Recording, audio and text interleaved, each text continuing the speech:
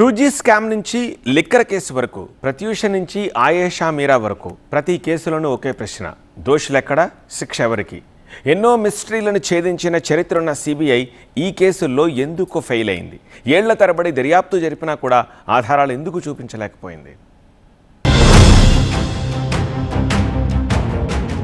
దేశవ్యాప్తంగా సంచలనం సృష్టించడంతో పాటు ఢిల్లీలో ప్రభుత్వం మారడానికి ప్రధాన కారణమైన ఢిల్లీ లిక్కర్ కేసులో కీలక తీర్పు ప్రకటించింది rows avenue court.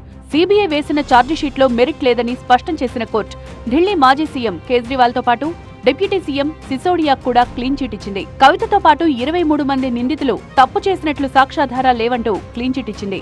Rows avenue court తీర్పు నేపథ్యంలో సీబీఐ పనితీరుపై మరోసారి విమర్శలొస్తున్నాయి. కొన్ని కేసుల్లో ఏళ్లు గడిచినా న్యాయం జరగదు, బాధితుల శోకం తీరదు. ప్రత్యూష కేసులో ఇదే జరిగింది. ఫిబ్రవరి 2002లో ప్రత్యూష, సిద్ధార్థ్ రెడ్డి కూల్ డ్రింక్ లో పురుగుల మందు కలుపుకుని తాగి ఆత్మహత్యాయత్నం చేశారు. అయితే ప్రత్యూష మరణించగా సిద్ధార్థ్ రెడ్డి ప్రాణాలతో బయటపడ్డాడు. దీనిపైనే అనేక అనుమానాలు వ్యక్తం చేశారు ప్రత్యూష తల్లిదండ్రులు. దీనిపై దర్యాప్తు జరిపిన సీబీఐ ప్రత్యూషను ఆత్మహత్యకు ప్రేరేపించాడంటూ ఐపీసీ 306 కింద ఛార్జిషీట్ దాఖలు చేసింది. 2004లో 5 ఏళ్లు జైలు శిక్ష పడగా 2011లో హైకోర్టు దాన్ని 2 ఏళ్లకు తగ్గించింది. లేటెస్ట్ గా హైకోర్టు శిక్షను సుప్రీంకోర్టు ఖరారు చేస్తూ సిద్ధార్థ్ రెడ్డి లొంగిపోవాలని ఆదేశించింది.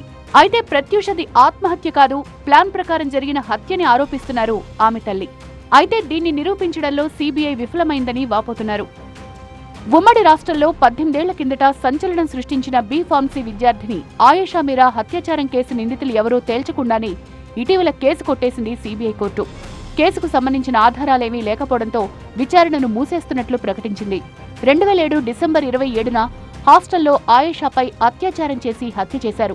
సిట్ దర్యాప్తులో పురోగతి లేకపోవడంతో 2018 డిసెంబర్ 16న కేసు సీబీఐ చేతుల్లోకి వెళ్లింది. అయితే ఏళ్ల తరబడి దర్యాప్తు చేసినా కూడా ఈ కేసులో దోషులు గుర్తించలేకపోయింది సీబీఐ. దేశవ్యాప్తంగా సంచలనం సృష్టించిన వైఎస్ వివేకానందరెడ్డి హత్య కేసులో కూడా ఇప్పటి వరకు ఎటూ తేల్చలేకపోయింది సీబీఐ. 2019 మార్చి 15న వివేకానందరెడ్డి హత్యకు గురయ్యారు.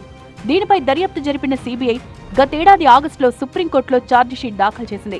అయితే ట్రయల్ కోర్టు ఇచ్చిన ఆదేశాల మేరకు కొన్ని సాంకేతిక అంశాలపై తదుపరి దర్యాప్తు కొనసాగిస్తున్నామని సీబీఐ అధికారులు ఇటీవల సుప్రీంకోర్టుకు వివరించారు. హత్య జరిగి 7 ఏళ్లు గడుస్తున్నా కూడా ఇప్పటి వరకు నిందితులెవరో సీబీఐ కనిపెట్టలేకపోయిందన్న విమర్శలొస్తున్నాయి.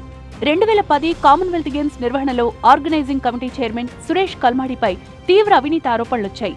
19కి పైగా ఎఫ్ఐఆర్లు నమోదయ్యాయి. సీబీఐ, ఈడీ, సీవీసీ వంటి ఏజెన్సీలు దర్యాప్తు చేశాయి. కానీ ఎలాంటి ఆధారాలు లభ్యం కాలేదు.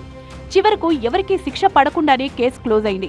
యూపీఏ ప్రభుత్వ హయాంలో వెలుగు చూసిన 2G స్పెక్ట్రమ్ కుంభకోణం దేశవ్యాప్తంగా కలకలం రేపింది. టెలికాం మంత్రి ఏ రాజా తీసుకున్న నిర్ణయాలతో ప్రభుత్వానికి 1,76,000 కోట్ల నష్టం జరిగిందని కాగ్ నివేదించింది. ఇది పెద్ద రాజకీయ వివాదంగా మారడంతో యూపీఏ ప్రభుత్వానికి పెద్ద దెబ్బ తగిలింది. సీబీఐ ఏళ్ల తరబడి దర్యాప్తు జరిపిన ఈ కేసులో రాజా, కనిమొళి సహా మొత్తం 19 మంది నిందితులు నిర్దోషులుగా తేలారు. అయితే సీబీఐ ప్రమాణాలు పడిపోవడం, ఏళ్ల తరబడి దర్యాప్తు జరగడం వల్లే ఇలాంటి పరిస్థితి వస్తోందంటున్నారు విశ్లేషకులు. తప్పకుండా సీబీఐ స్టాండర్డ్స్ తగ్గిపోయినాయి. రిజిస్టర్ చేసిన కేసు ఒక ఆఫీసర్ అవుతాడు, ఆఖరికి కోర్టుకి ఎవిడెన్స్ తీసుకెళ్ళేది ఇంకో ఆఫీసర్ అవుతాడు, కోర్టు హియరింగ్ పోయినప్పటికీ ఇంకో ఆఫీసర్ అవుతాడు. అసలు జడ్జెస్ అడగాలి, ఇలాంటి పెద్ద కేసు వచ్చినప్పుడు 60 రోజుల్లో చేసేస్తారా ట్రయల్, 90 రోజుల సంవత్సరాలు అవే కొద్ది కేసెస్ కానీ ఇలాగే అయిపోతాయి. క్విక్గా ఫాస్ట్ ట్రాక్ చేస్తే ఈ కేసెస్ న్యాయం జరుగుతుంది. చాలా కేసుల్లో రాష్ట్ర దర్యాప్తు సంస్థలు చేతులెత్తేసినప్పుడే సీబీఐ చేతికెళ్తున్న ఈ కేసులు. అయితే అప్పటికే ఏళ్లు గడిచిపోవడంతో ఆధారాల సేకరణ కష్టంగా మారుతోంది. అలాగే కేంద్ర దర్యాప్తు సంస్థపై రాజకీయ ఒత్తిడి కూడా విచారణపై ప్రభావం చూపుతోందన్న విమర్శలున్నాయి.